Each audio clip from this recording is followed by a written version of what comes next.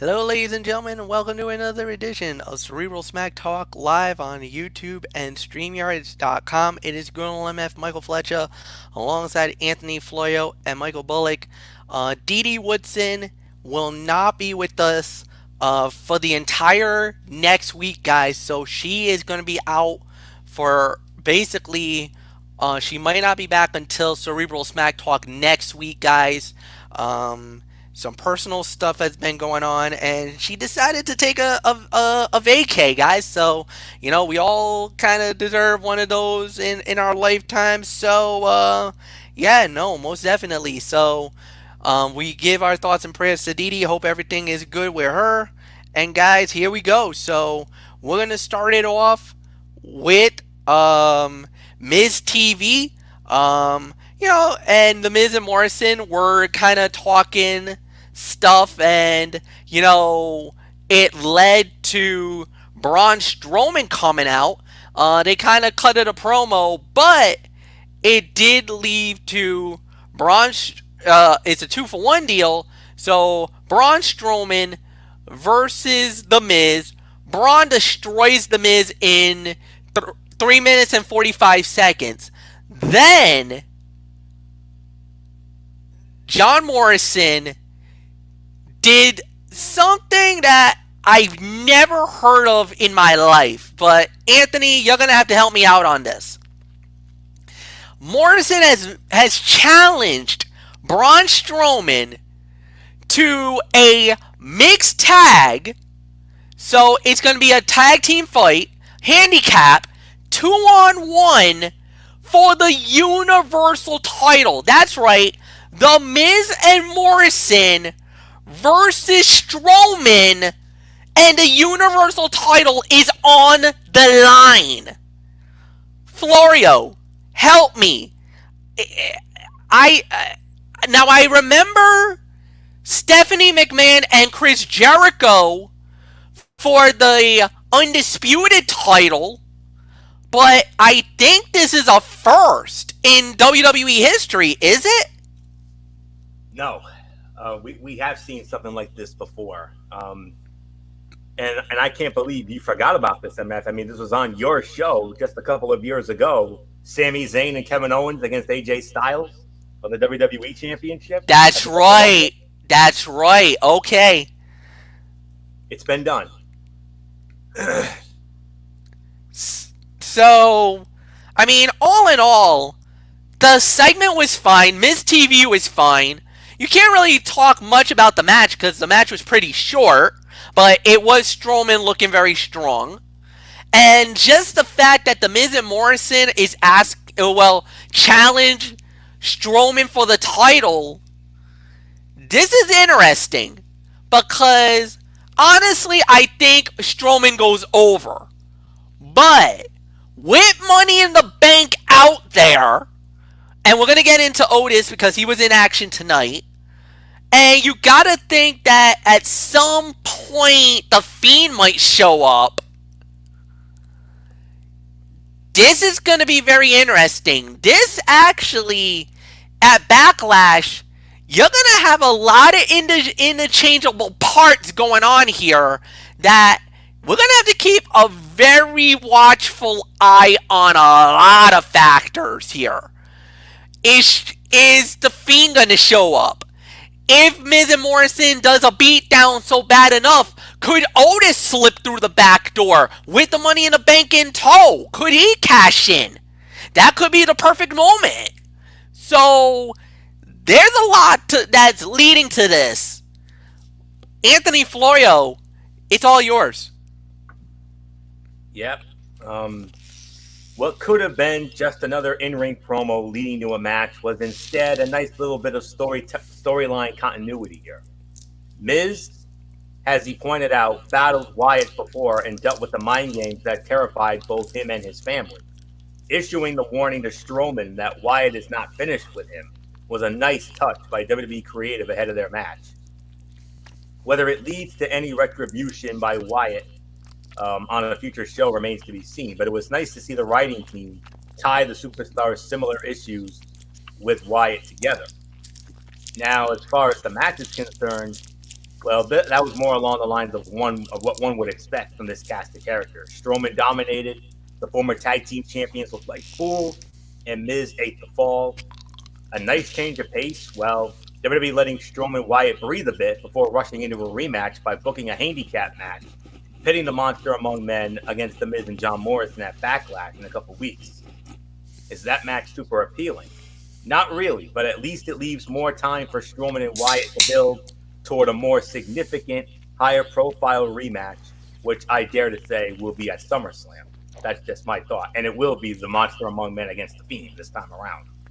So that's just how I feel about it. So nothing really more to say. Michael Bullock, come on in. Fresh off another one of our SmackDown chats as always. And what about when it now the match may have been a dud, but hey, at least we got to see our boy and his pompadour, Mr. Danilo Emilio. Yeah, and that's not the first time you're going to hear of him, but we'll get into that later on. Yeah, fine. Not really going to talk much about the match, so yeah, but yeah, a 2-on-1 match for the Universal title. That's going to be something going to be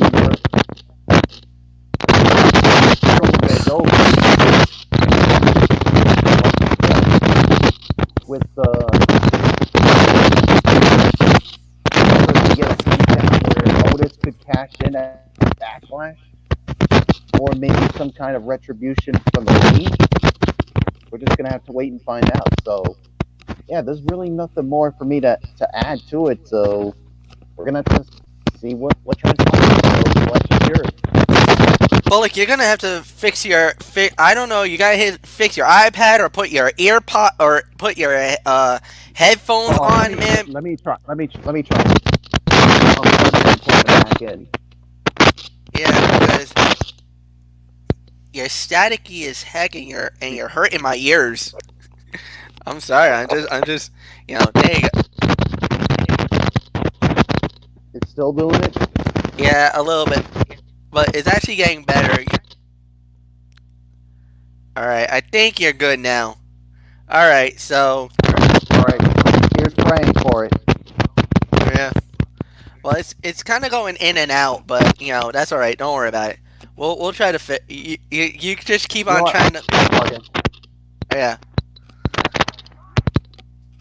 There, all right. Yeah, a lot better. All right, so with that said, then we got the next fight of the night, which was okay. It was Shinsuke Nakamura versus. Yes, I heard it. I couldn't believe it. I was excited. The face that runs the place, SmackDown Live, is once again phenomenal. AJ Styles is back. He's now full-time with SmackDown Live via a trade.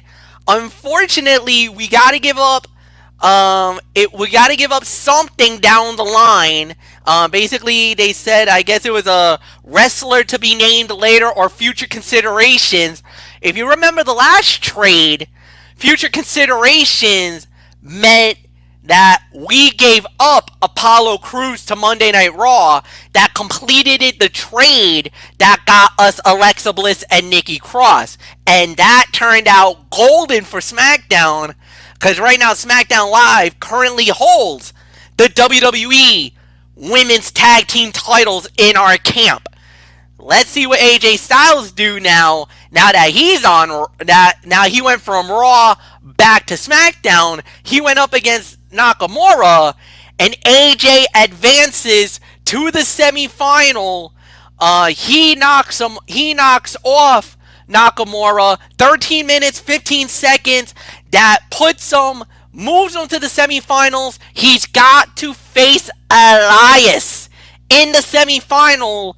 Anthony Florio, I'm getting a lot of reports that this was possibly fight of the night. And those reports would be correct. 3 3.5 stars. I mean, but there is another match on this show. Remember, this was the big loaded show. This was the big quadruple main event, if you will, Yes. that MF and I got into on this show last week. And well, um, without all of the overbooking and unnecessary low blows that plagued their 2018 series, this was a damn fun match and one of the best Styles and Nakamura have had under the WWE umbrella. It was hard hitting, physical, and reintroduced Nakamura, the wrestler, to fans who have become accustomed to him in the sidekick role. He was outstanding here and really looked every bit of Styles equal. As for AJ Styles, it sucks that Raw loses him after only a year. A year? That's it? Just a year? That's it? Ugh. But I'll be honest with you. It's nice to see him back in the SmackDown ring, though he has floated between brands before. He has been synonymous with the Blue brand, enjoying his greatest moments with SmackDown Live. And hopefully this roster move benefits both the performer and the show. Even if the idea of a trade is asinine, because even the Universal Champion Strowman, may not be as valuable as the Phenomenal One, leaving equal value impossible. Now, there are trade considerations. There are future considerations that Raw is going to get. It better be damn good, because to lose someone like AJ Styles, who could have been one of the top heels on Monday Night Raw, if not the top heel, along the lines of a Seth Rollins or whoever else. I mean, that is a low blow to Monday Night Raw, and our week gets worse. I mean, we put forth our worst effort this past Monday night, a totally phoned-in effort, with the exception of Edge and Randy Orton, and surprisingly, the McIntyre and Corbin main event. But other than that, Monday Night Raw absolutely sucked this week. But we are going to bounce back this week because we got some big things coming up, and I'll share that later. But for right now, the match was 3.5, teetering on 3.75 of a star. Fantastic match. MF, things keep getting better for SmackDown. You're starting to turn the corner, and now you got your franchise player back. So, what I wouldn't give to be MF and SmackDown right now. So, there you go. So, Styles advances. He goes on to meet Elias, and now that he's back on SmackDown, that makes my prediction for this tournament all the more easier. I'm already going on the record. I think the phenomenal AJ Styles is going to be your next Intercontinental Heavyweight Champion. Wow, that would be awesome if it is. What a way to come back to SmackDown, capturing the IC title. I think that's the only that's one of the only titles he's missing. Universal. He would be what? He's never been the Universal Champion either. He's never been Universal. He's been WWE Champion, been US Champion. If he wins the Intercontinental, that'll make him a Triple Crown Champion. He just needs a tag team title down the road. Tag team, yeah. He's never won a tag team title, as yeah. far as I know. So, but yeah, it has to be AJ. I mean, if it is AJ, I can't think of anybody better that would bring instant credibility back to that title than the Phenomenal One himself. Oh, without a doubt. Because that title has been, for the longest time, well, for the last couple of years, it's been a joke. It's been hurting, yeah. We haven't had the last champion that brought any prestige to that title whatsoever. I got to be honest, it was Seth Rollins a couple of years ago. He was the last one that brought any real prestige to that title. But other than that, it's been flip-flopped around. You've had a lot of undeserving champions, but it's got to be AJ. It has to be, especially now that he's back on SmackDown. Big coup for Fox and a big coup for MF. I mean, I was just thinking about a theory. I never thought the theory was going to come true this soon. It would have made more sense to just push it out and have AJ win the title and then announce it. But if you're going to have him back on SmackDown, you may as well put the belt on him. So, but AJ, I do thank you for your year of service to Monday Night Raw, even though you were criminally underutilized on Raw. You only had one shot at the Universal title, and then you were put into meaningless storylines for. Yeah, you had a U.S. title run. That was okay, but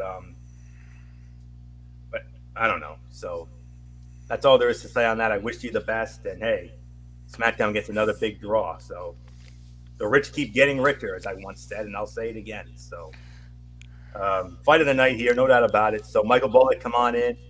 Hopefully your mic issues are all set now. I echo MF sentiments. I Oh, mean, there he is. I think he sounds a lot better now. So all right, Bullock. well, I actually took the microphone. I mean, not the microphone, the headphones off. So There you go. maybe that Sounds works much better. better. So You sound much better. So Styles and Nakamura, man. I mean, AJ's back on SmackDown, and I think he's going to become the next Intercontinental Heavyweight Champion when this is all said and done.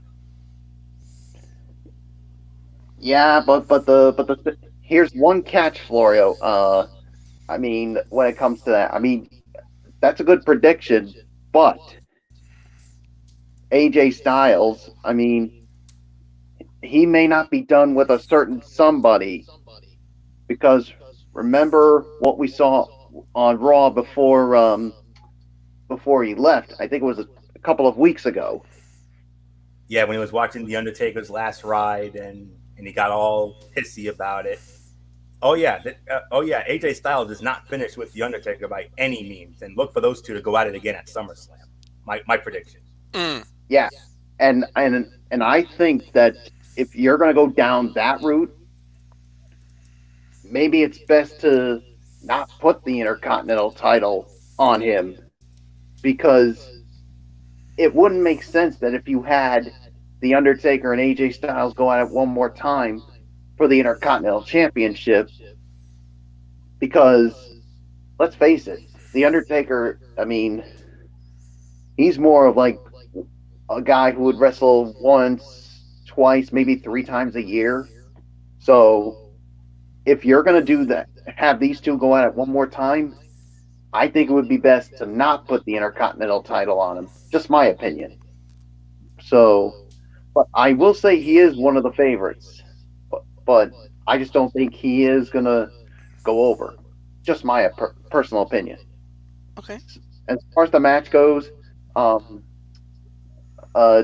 Florio, you gave it 3.5 stars, right? Yes. Three and a half, teetering on 3 3/4. Yeah, I'll give that the same rating too. I mean, definitely better than some of the matches they had in 2018.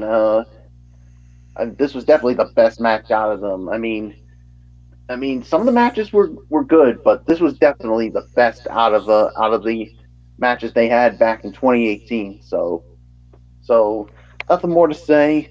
Fletch, it's yours. All right, and then yeah, I totally agree. This was 3.5 to 3 3/4. Um, the the approval, everybody started going absolutely nuts about the match and AJ going back, and yeah, it was unbelievable. It was awesome. It was incredible. I don't think there's anything more to add. Next up, we had it was the battle of NXT versus SmackDown. NXT Women's Champion Charlotte Flair versus SmackDown Women's Champion Bayley. Champion versus champion. Obviously non-title. The winner of the bout, the SmackDown Women's Champion Bayley, wins the match. 14 minutes, 55 seconds. Michael Bullock, the SmackDown champion, let's just say she slipped through the back door and stole it from the Queen.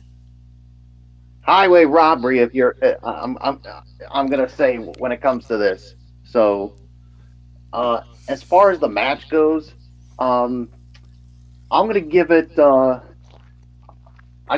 me, I can only give it the 3.25.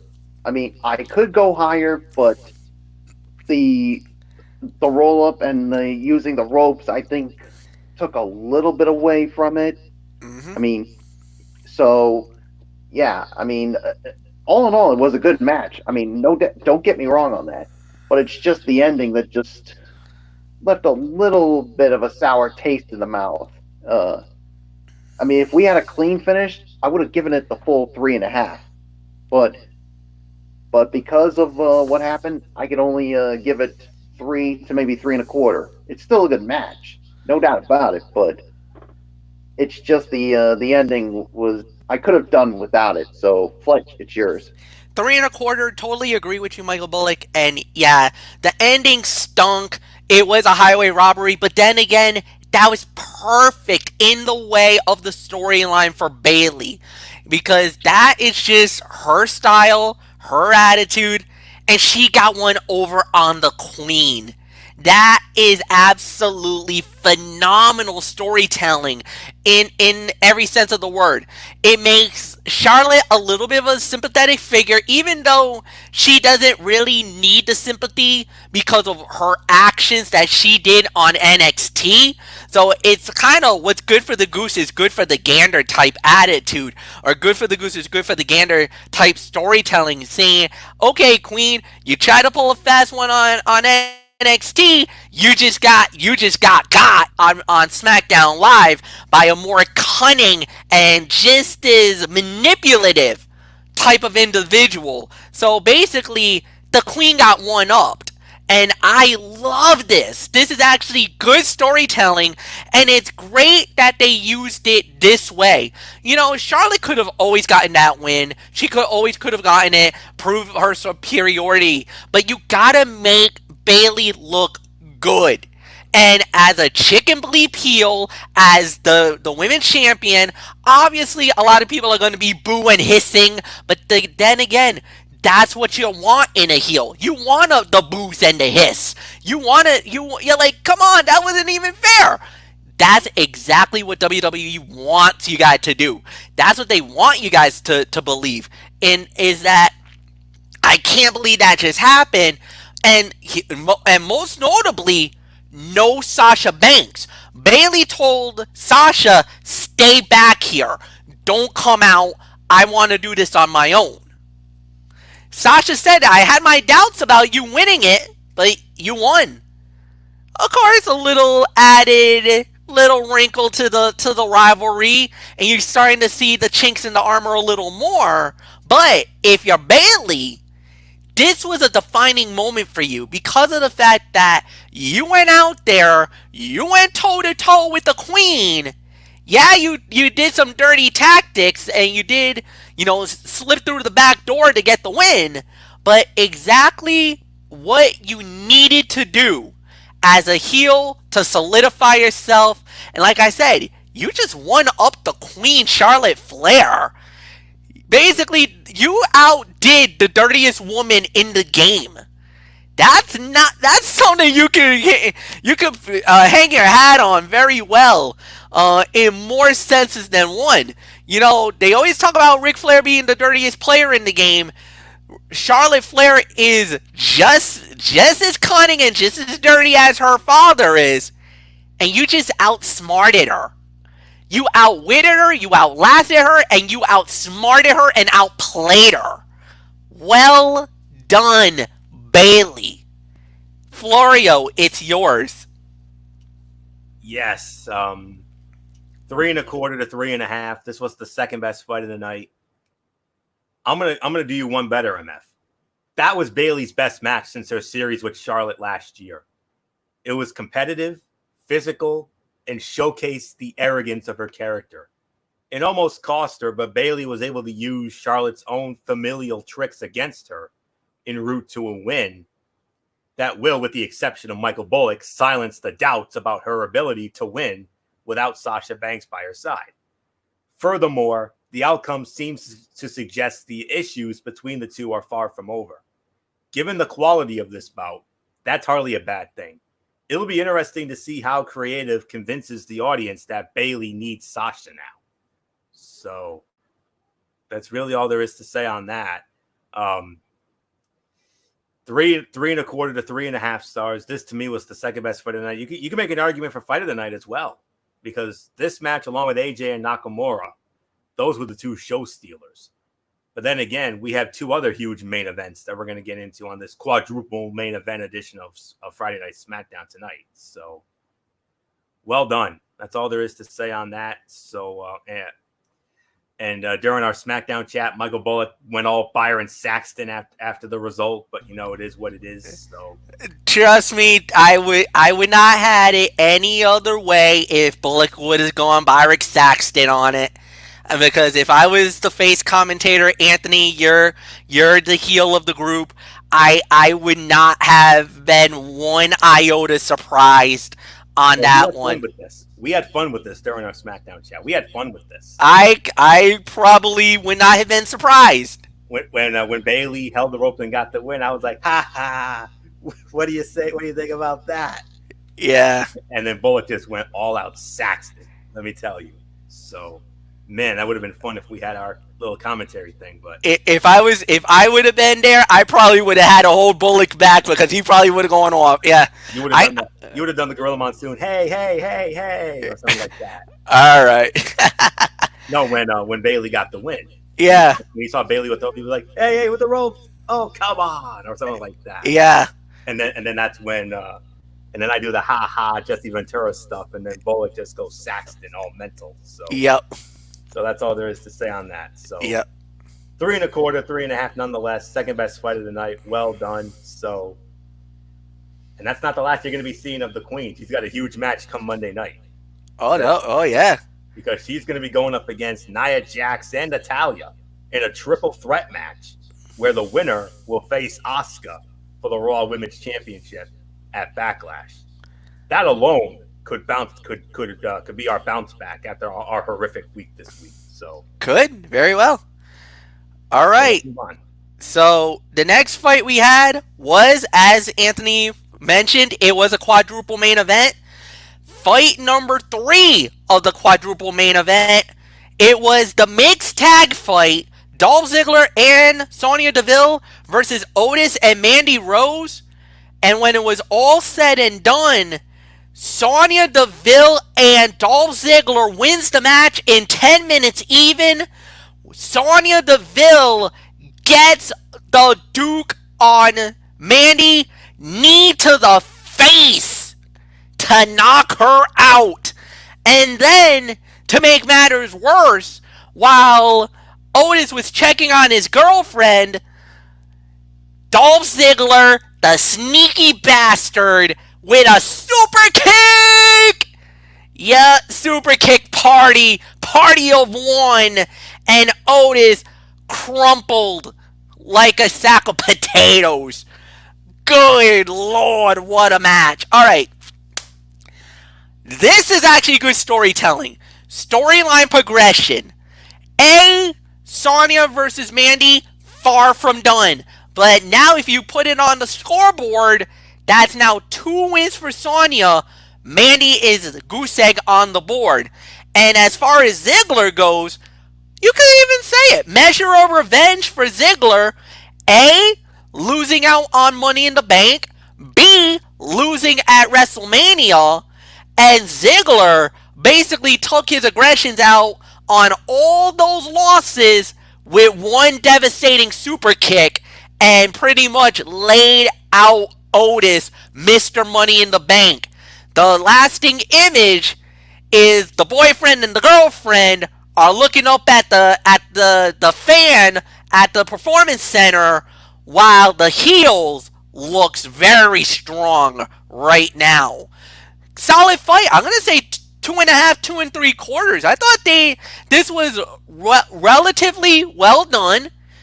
Obviously, probably the worst of the 4, but it served its purpose. And on top of that, storyline progression, which is a staple of SmackDown Live. Anthony, it's yours. 2.5. That's what you said, Matt. 2.5 to 2 3/4. Yeah, that's about right. 2.5, more 2.5, really. Sonya Deville continues to get the best of Mandy Rose, leading to what I believe will be an inevitable blow-off match between those two. Otis and Dolph Ziggler were largely dressing here, hitting their signature stuff, but playing second fiddle to the women, and rightfully so. Otis has beaten Ziggler enough. Their feud is almost exclusively based on their relationship to Rose and Deville at this point, though the show-off super kick after the match suggests that Creative has not beaten him enough and a pay per view bout between those two cannot be ruled out. Still, the heat and money is in the final showdown between Rose and Deville, which, if handled correctly, can be a genuinely high profile bout on one of the upcoming WWE Network extravaganzas.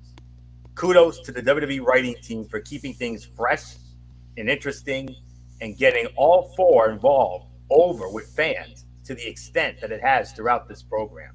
So, another solid match here, another solid step in the right direction for this storyline progression here, which is what SmackDown has been known for since Brand Extension 2.0 started years ago. So, nothing more to say on this. A solid 2.5 stars for me. So, nothing more to say. Michael Bullock, unfortunately, Victoria 2.0 and Big Girl Panties get their revenge here tonight. Well, for Sonya Deville, aka Victoria 2.0, got one up on Mandy Rose again. I mean, she already got one up on her in the singles match.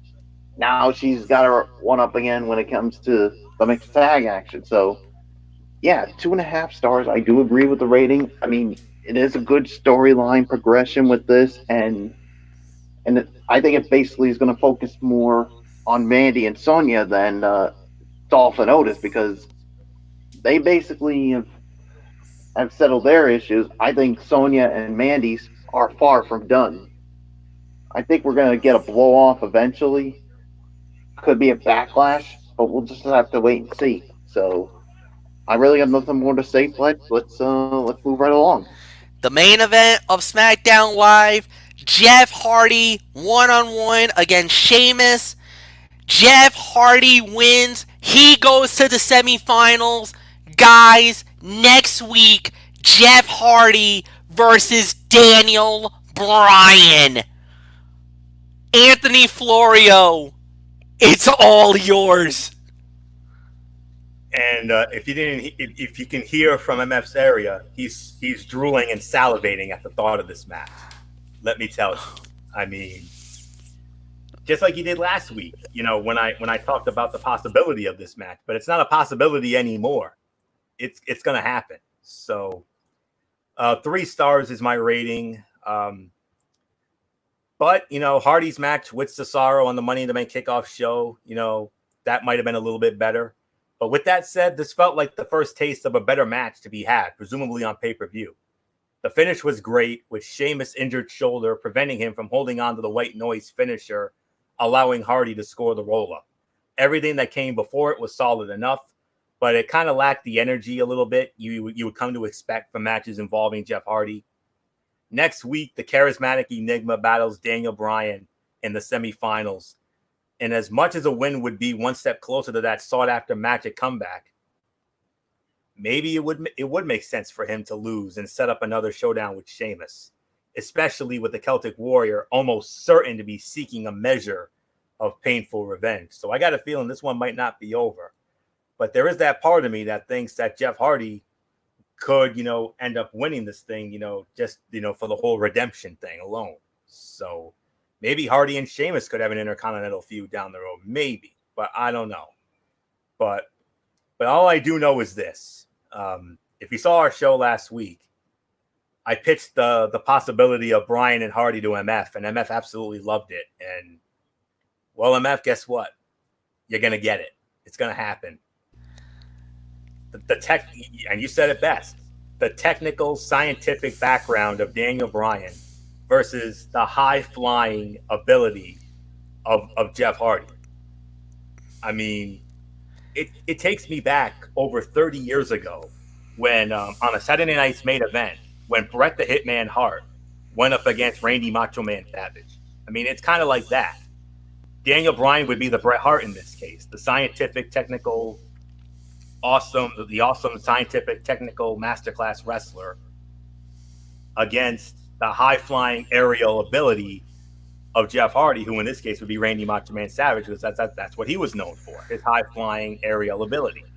So, man alive, it's going to be insane. I can't wait to see it. Next week can't get here fast enough. And think about this. The finals is most likely going to be at Backlash. Elias and AJ Styles. Now, we all are pretty much predicting AJ's going to the final. Easy one. Like that's an easy. But imagine this: AJ versus Daniel Bryan, No or love lost there. or AJ versus Jeff Hardy. It's Think gonna be about just think about that final. What that final could be, especially if it's Daniel Bryan and AJ Styles. this time with the roles reversed. Yeah, I mean that's absolutely sickening. That's Oh, ridiculous. good. Or AJ Styles versus Jeff Hardy. I mean, SmackDown. I don't know if you realize this, but you just hit a gold mine when you brought AJ back.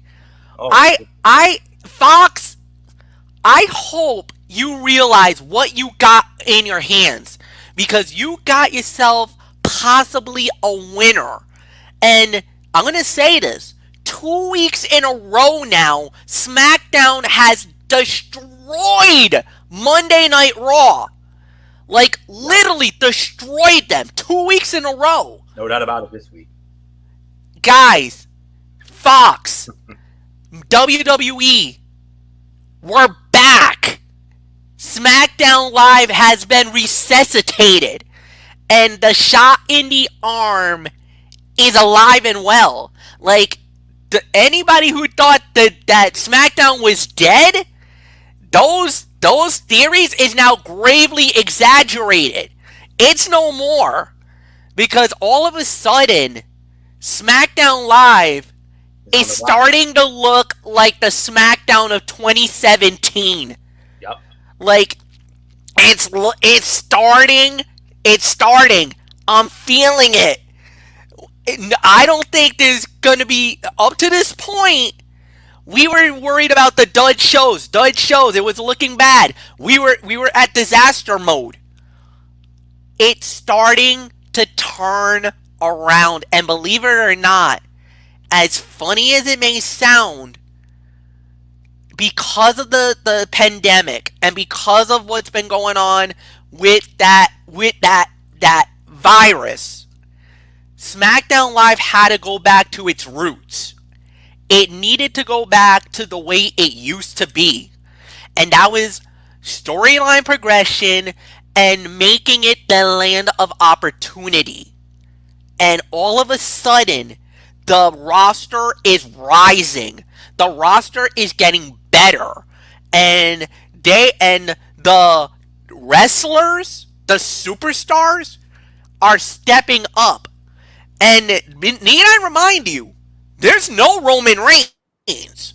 The workhorse, the guy who's supposedly the heart and soul of SmackDown Live, is not even here. He's not back right now because he has his family. Obviously, his wife is pregnant with twins. So obviously he needs to take care of his family business, and he's also worried about the pandemic. So because he had the leukemia, which is all valid. That's all valid what he's going through. Indeed. So he needs to be home. He needs to be with his family. There's no arguments. We're not going after Roman because we don't need to go after Roman. If Roman decides to come back, he's more than welcome to come back. But right now, SmackDown Live is doing the best job that he's ever done. Like, the last two shows have been the best shows of 2020. Amen. Michael Bullock, the floor is... Go ahead. Let me just finish my train of thought, and then we'll get to Bullock here. All right. I mean, MF, you're absolutely right. I mean, you're absolutely spot on about everything. I mean, with the way things are going right now, Friday Night SmackDown is finally on the rise, and I know Fox is saying, where was this effort? Where was this effort all those months ago when you guys were pulling in 4 out of 10, 5 out of 10, and etc.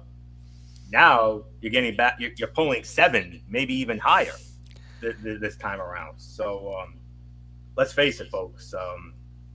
Right now, with the way things are going, and if it keeps going the way it is, SmackDown is back on the rise, and Raw is unfortunately back on the decline.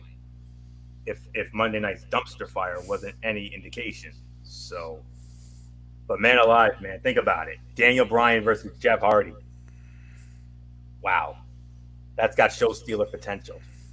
As long as Sheamus doesn't get involved or any other BS, they let these two go. They give them the time that they deserve. You do that, you got a bona fide classic on your hands with two incredible talents. Once upon a time, these two were underdog talents. They were underdogs looking to get their big moment in the sun. Both eventually would get their moments in the sun. So, but man alive, I can't wait. And AJ and Elias, that's not going to be much of anything. AJ's gonna get that one. So AJ and Hardy, I don't know if they've had much of I don't think they have much of a history. But AJ and Bryan, oh yes, there is history. The WWE Championship, late 2018, that go home to Survivor Series. Daniel Bryan beat AJ Styles, ending his 371-day run as the WWE champion and turning heel in the process. And that's where the whole fickle and shame and all that began, and the hemp belt and all of that. And they had a couple of rematches at TLC and in the Royal Rumble. And if they go to the final, I mean, the roles would be reversed. This time, Bryan would be the babyface and AJ would be the heel. And and who knows? And remember, AJ and Bryan, what did they do in the Money in the Bank match? They fought in Vince McMahon's office. If that's not any indication that Vince wants to redo this feud again, he wants to go back to that feud. I don't know. What other indication there is. So maybe we are destined for an AJ and Bryan final. The only way that happens is if Sheamus gets involved and screws over Hardy. That's the only way we get it. So, I'm not going to rule that out. But as long as AJ beats Elias MF, it doesn't matter if it's Bryan or Hardy. Whether it's Bryan or Hardy against AJ, that's an instant classic waiting to happen either way. So, nothing more to say. 3 stars. That's my effort. And Michael Bullock, we got so nice. We got to see him twice. He bookended the show. He started it. He finished it. The man with the pompadour. Yep, we started the night with him and we ended the night with him. 3 stars is the rating. I mean, you guys pretty much touched on everything when it comes to this. I mean, there's really nothing more to add to it. So, it's yours. All right, and Michael Bullock, I'll start off with you. Just give me your overall thoughts on tonight's show. Did you give your thought on the match, MF? I don't really think I really need to give a thought. You guys pretty much summed it up for me. So, Okay, fair enough. Yep, Bullock, go. All right, I'll go. This was definitely far and away better than Monday Night Raw, no doubt about it. I mean, obviously, the worst fight of the night was Strowman and The Miz. I mean, everything else was good to great. I mean, the storyline progression continues. I mean, obviously with the whole thing with Sonya and Mandy, and obviously with this Intercontinental Championship tournament. But yeah, I'm definitely looking forward to next week's other semifinal match with Daniel Bryan and Jeff Hardy. That's definitely going to be something really good. I mean, as long as they book it correctly and we have no kind of chicanery, we're looking at fight of the night right here, no doubt about it. So, all I'm saying right now to you, WWE, you better have this go good without any of that chicanery. But I do have this bad feeling that, and I hate to say it, I think Sheamus is going to get involved. So, yeah, I mean, that's just how I feel. I hope it doesn't happen, but we'll just have to wait and see. But all in all, I thought it was a good show, no doubt about it. Fletch, it's yours. Yeah, no, this was excellent. I just can't deny what they have just done. This was excellent. So, no, you guys you're absolutely right. If we were giving this a rating, this was at least an 8 out of 10 for me. I just don't think you could have gotten any better than what you did. So, nothing more to say, Anthony. I'll give you the final say. Yeah. Anytime a tournament is on WWE television, there seems to be a more singular driven show that typically permits solid wrestling and storyline progression within the hours given.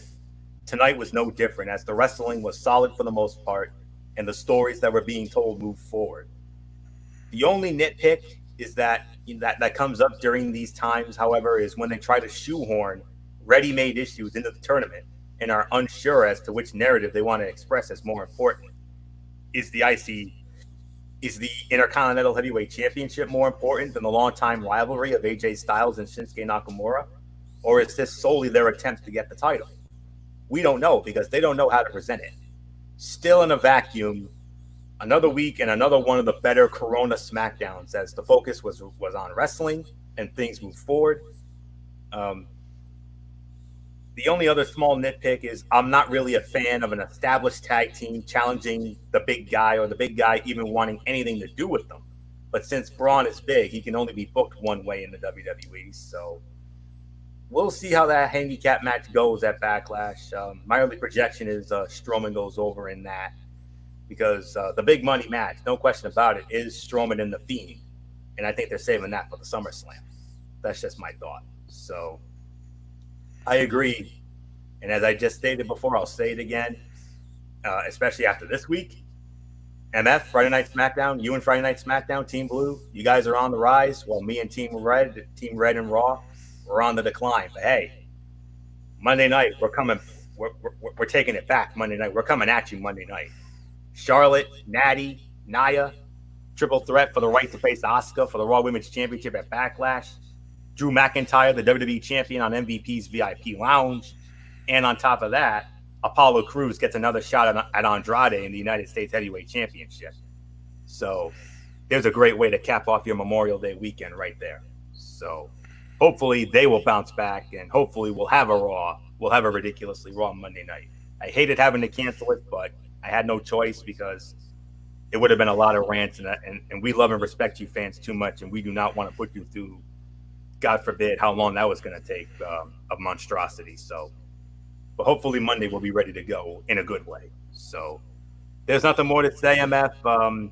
SmackDown did it again. This was an easy win for SmackDown this week. Raw knew it. That's why they phoned it in. They knew they weren't going to compete with it. So, but Monday we're coming back. So nothing more to say. We got a big pay-per-view event tomorrow night. And oh boy, is this going to be a fun one. But unfortunately, a major name, unfortunately, will not be a part of it. Yeah, we're just gonna move right along. It is AEW, Double or Nothing from the Daily's Place in Jacksonville, Florida, and we're gonna start it off. There was actually a pre-show match that has been announced, a tag team fight for the number one contendership for the World Tag Team titles, as it will be the Private Party going up against the Best Friends. That's one match that has been set. And now, here we go, guys. So, this is the official fight card. We're going to start it off with a one-on-one match. Dustin Rhodes versus Shawn Spears. This one was actually made last second, guys, because this was announced on Wednesday. Shawn Spears issued the challenge to Dustin Rhodes, and yeah, the challenge has been accepted. I'm gonna go with Shawn Spears here, though. I think they're gonna want to keep him red hot, so I really think there's really nothing more to add. So, Anthony, if you want to give a quick thought, I got Shawn Spears winning. Yeah. I agree with that, MF. But as far as the pre-show match goes, it's the Private Party against the Best Friends. That's for the number one contendership for the AEW World Tag Team Championship, and I got the Best Friends winning that match. Okay. Now as far as Dustin Rhodes against Shawn Spears goes, a late addition to the show that saw Dustin Rhodes and Shawn Spears sign up for a singles encounter. Both men have been dangling in the mid card for a while now. And Spears is slowly building up some momentum, and Rhodes has played the role of the grizzled veteran so far in AEW and would like to elevate Spears here. But he's had his issues with Rhodes' brother Cody for quite some time, and Cody beat Shawn Spears in the first round of the TNT title tournament. I think this should be a win for the former Ty Dillinger. So I agree, MF. Shawn Spears wins this match. I agree 100%. Michael Bullock, will we make this unanimous? Yes, we'll make it unanimous. I'm going with Sean Spears as well. So let's just move right along. All right, we do indeed. And the next fight on the fight card, this is the one that Anthony was alluding to.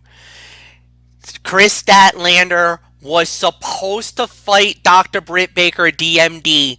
However, due to the injury that Dr. Britt Baker suffered on Wednesday night's Dynamite, she will be unable to fight. Therefore, Chris Statlander will now fight Penelope Ford tomorrow night at Double or Nothing. Anthony Florio, heartbreaking news. Dr. Britt Baker is out. However, one of your personal favorites just got to step up in a big time spot.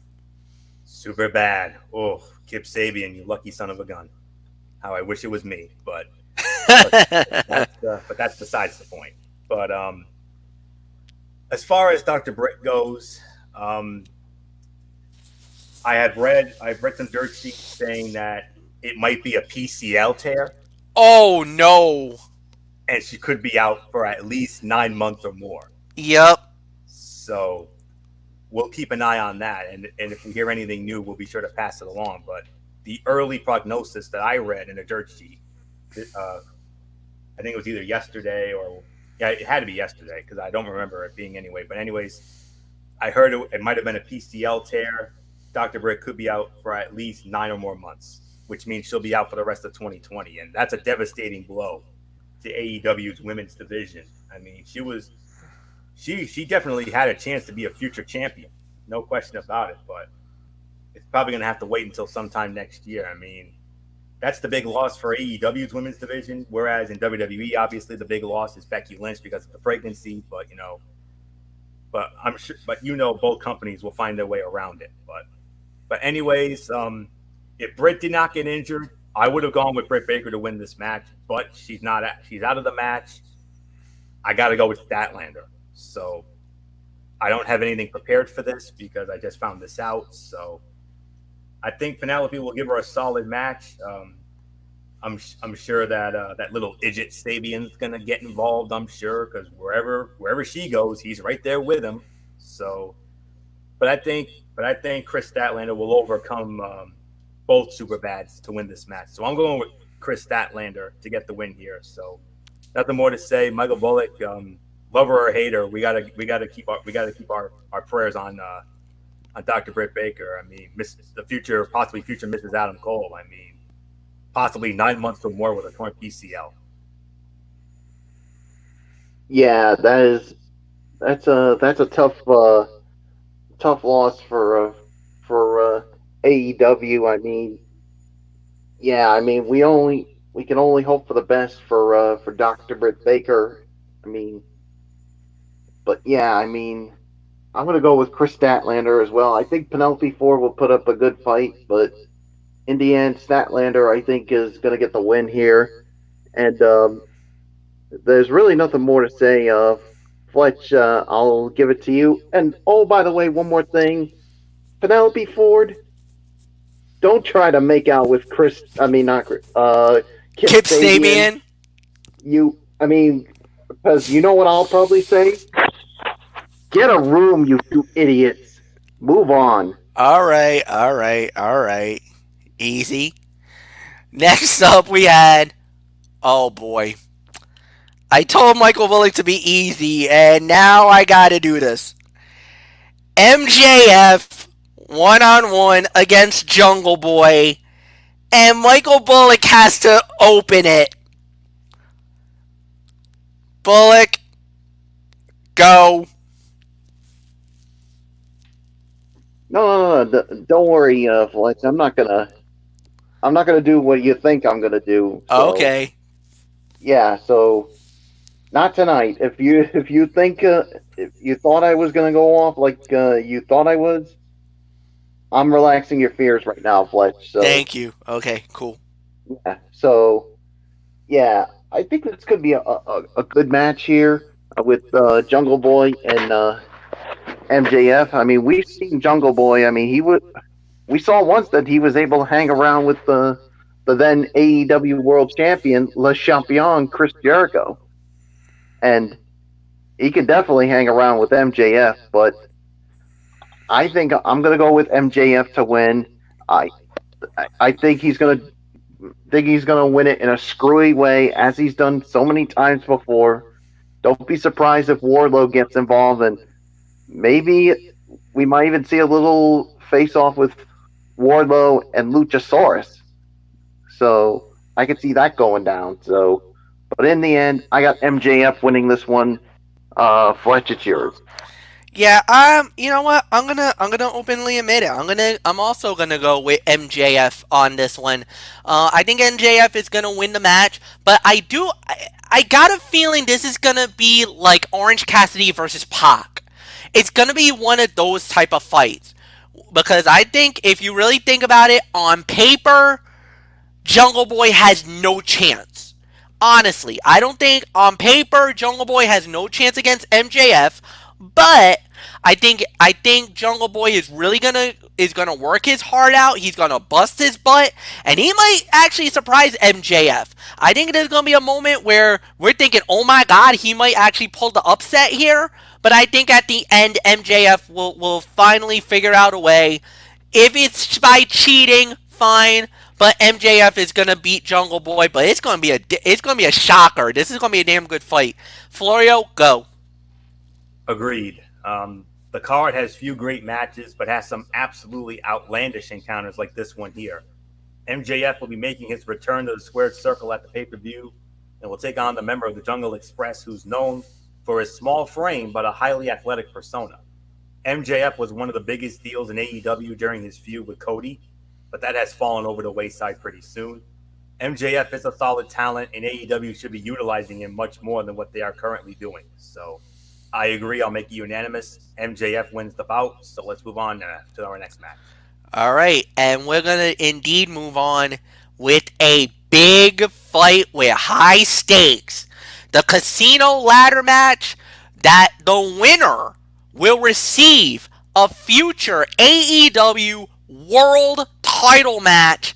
The participants: Darby Allin, Colt Cabana, freshly squeezed Orange Cassidy, Ray Phoenix, Scorpio Sky, Kip Sabian, Frankie Kazarian, and Luchasaurus.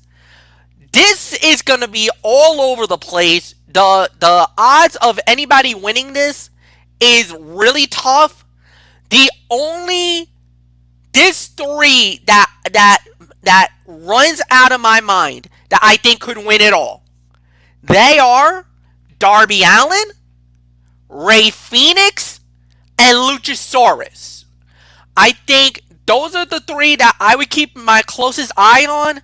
But if there is a guy, if you literally put the gun to my head and make me pick, I'm gonna go with Ray Phoenix to win it all. I think Ray Phoenix is going to be. I think Ray Phoenix would be a perfect guy to be the number one contender for the AEW World Title. Even though I think Darby Allin would be my second choice, but I'm going to go with Ray Phoenix to win it all. He also has experience, plus he is a former AAA World Heavyweight Champion as well. So I think that's also going to buy him an opportunity.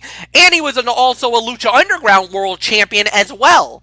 So for me, Ray Phoenix is my pick to win it all. Anthony Florio, it's yours. I don't know if you forgot about this, MF, but there is a mystery participant in this match. Yes, there is. And I'm going to address that in a minute. The entire mid card of AEW will be featured in this match, which will have a casino gimmick attached to it. After we had a casino battle royale at the inaugural Double or Nothing last year, that battle royal was also to determine. Well, that was to determine one of the two combatants for the AEW World Championship. That ended up being Hangman Adam Page, while this one is to crown a new number one contender. There are 9 participants, all possessing different talents. There are the athletic ones in Darby Allin and Ray Phoenix, the big guy Luchasaurus, while Colt Cabana, Frankie Kazarian, and Scorpio Sky will be more of traditional wrestling-based participants. There is a mystery entrant in this matchup who could be a new signee for the company. Could it be someone from the recent WWE Black Wednesday releases? Only time will tell. But at the end, um, Ray Phoenix, that's a good choice, MF. Absolutely a good choice. I mean, I wouldn't rule that out. But I'm not going with Ray Phoenix. I'm going with the other big name that you suggested. I'm going with Darby Allin to win this match.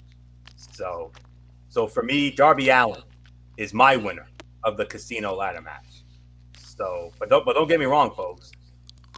This is one of the potential show stealer fights right here. So, nothing more to say. Michael Bullock, MF has Ray Phoenix winning. I have Darby Allin winning. Do you agree with either one of us, or do you have somebody else altogether? No, I'm going with you, Florio. I'm going with Darby Allin as well. I mean, it wouldn't surprise me if Ray Phoenix wins the match, but I'm more high on Darby Allin just because of what he can do, especially in a match like this. So yeah, so I'm gonna go with Darby Allin here. So with that being said, let's move on, Fletch. Yeah, and just to give you guys the rundown on the basically on that thing that Anthony Florio talks about, the casino. Basically, it's 4 suits, and then there's a fifth suit called the Joker card, and the Joker is normally the one that is the surprise. Who's the Joker this time around? Remember, in the first battle royale, which was won by Adam Page, Page drew the Joker. So we'll see. It's gonna be fun. All right. So next up we have is one of the big. You know what? Now we only got the big fights remaining. So we're gonna start it off with the Stadium Stampede match. Team Elite versus Team Inner Circle.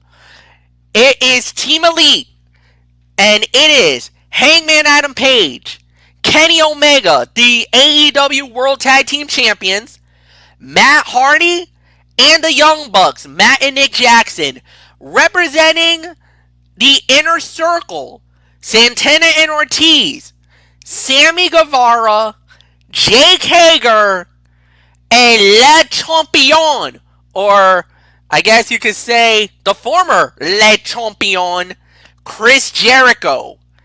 Anthony Florio, you lead off.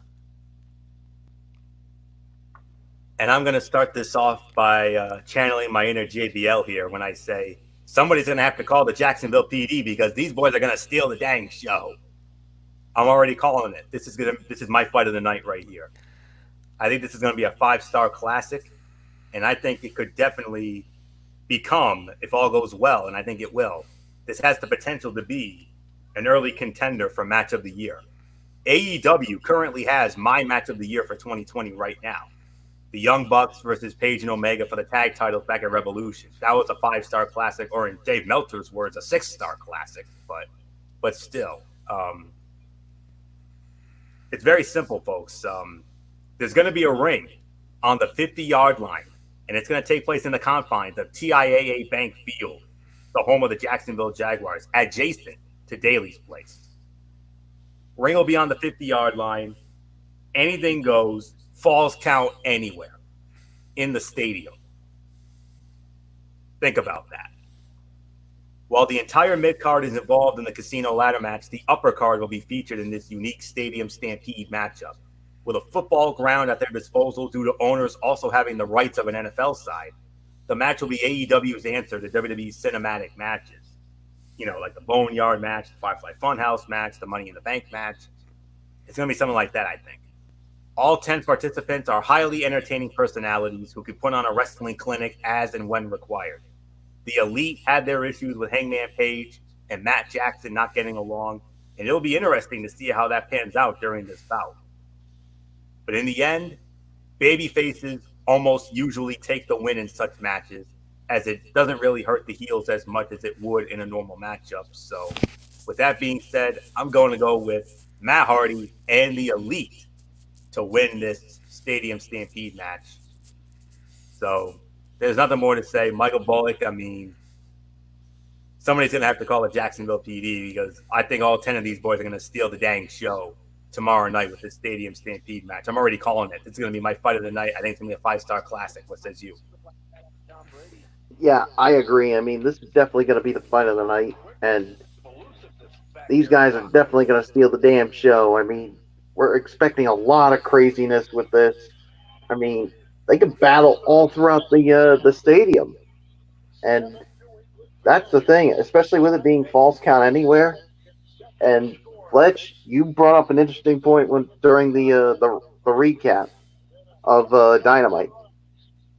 You said there was a pool at the at TIAA Bank Field, right? Yes, there is. It's actually pretty. It's pretty high up, but it is in. I think it's in like the mezzanine level, in the stadium. I don't know which end of it is.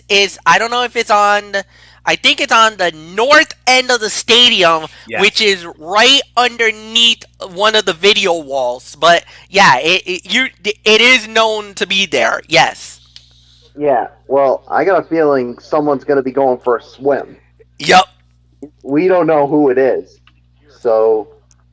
But either way, I'm in agreement with Florio. I'm going to go with the elite to win this. But yeah, I mean, I think we're all going to be winners at the end when it comes to this match here. So nothing more to say. Fletch, it's yours. A, Elite wins. B, Sammy Guevara is going swimming. Bring your floaties, bro. Uh, 3, I'm going to say this will probably be the fight of the night. 4, we're moving on. Next up, we got is the AEW women's title match. Nyla Rose versus Haru Shida. No disqualification, no countouts. Michael Bullock, it's yours. Yeah, the AEW is really building Sheeta here, and but the thing is, Nyla Rose is just she's proven too dangerous here, and I just think to me it's far too soon to take the title off of her. I mean, would it surprise me if Sheeta wins the title? Absolutely not. But I just think Nyla Rose is the most dominant female wrestler right now in AEW, and yeah, I'm gonna go winner and still AEW Women's World Champion Nyla Rose. Fletch, it's yours. Agree, Nyla Rose. I think Harushita is going to have a great run. I think she's going to really give Nyla Rose a run for her money. But at the end of the day, I think Nyla Rose successfully defends the title. Anthony, go. Nyla Rose has not been in action much in the last few weeks, probably due to the COVID-19 situation. She returned to Dynamite and was immediately given a new challenge in the form of Hikaru Shida, who has not lost a single match this calendar year and is currently on top of the rankings in the women's division. Rose attacked Shida backstage during a recent episode of Dynamite, which led to this match being a no DQ, no count out match.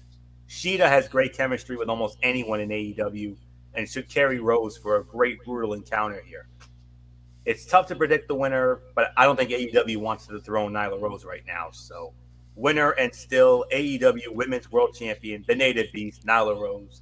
But Hikaru Shida is going to give her one hell of a try. So, let's move on. All right, and we do got the co-fight of the night for the inaugural TNT title.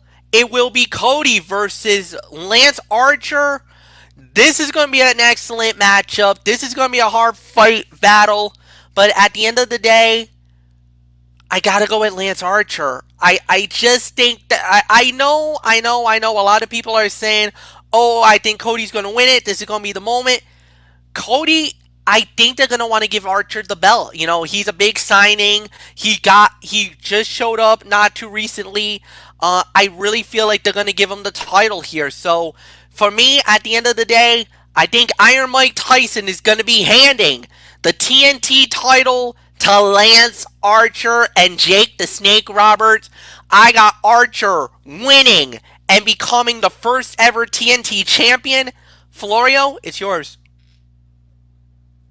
It's very simple, MF.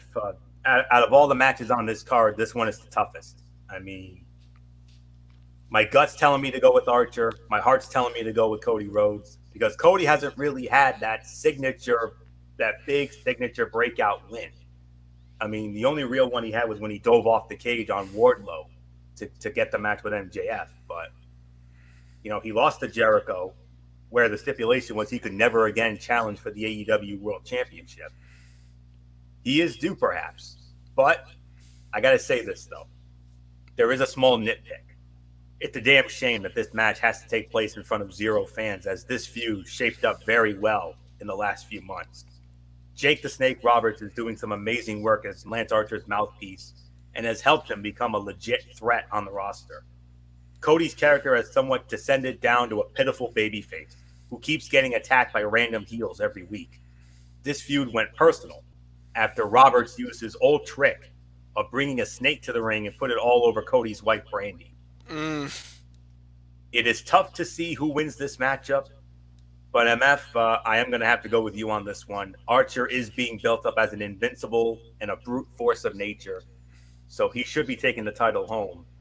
What do they always say in wrestling? There's always more fun in the chase. There's always more fun when an underdog or low tier or some sort of babyface, chases after a dominant monster heel champion.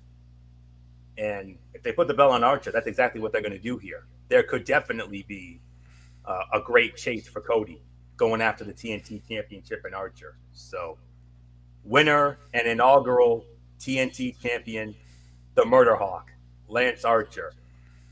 So, nothing more to say. Bullock, are we going to make it unanimous, or are you actually going to give Cody a puncher's chance in this one?